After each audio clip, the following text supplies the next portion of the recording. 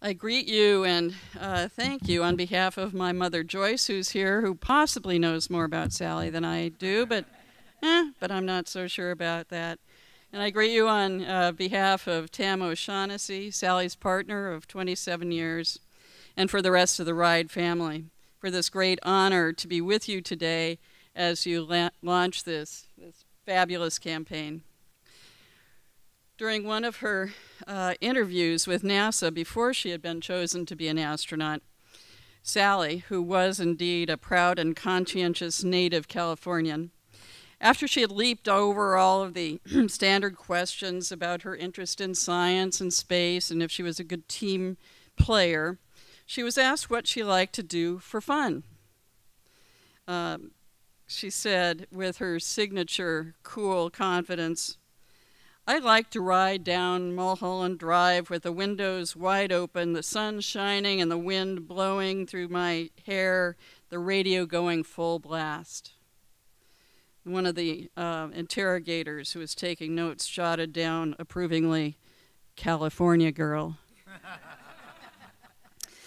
One of the cool things that I can tell you about Sally is, as an insider, is that Sally was a relatively normal person. She's always an introvert, though, with a strong streak of academic brilliance, but she was also very funny. She's very loyal, and she was very optimistic. She was mainly curious and open-minded and ready to push the limits. She knew in her bones, as Carl Sagan would say, somewhere something incredible is waiting to be known. She was imaginative, self-confident, and thus willing to take risks. She never really saw the barriers that were standing in the way of women as such as barriers, but as opportunities to turn things on their ears and to do the next thing, the right thing.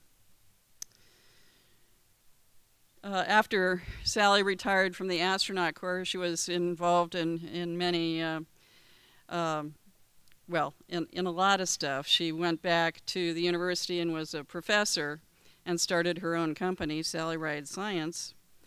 But a couple of times she was asked to head NASA. She was encouraged by several administrations that she had been advising. She said she'd only consider it if they would move NASA headquarters to California. She refused to stay planted in Washington, D.C. Well, now, in possibly erecting this statue, we would finally install Sally in Washington, D.C., possibly in the way that she would be proud.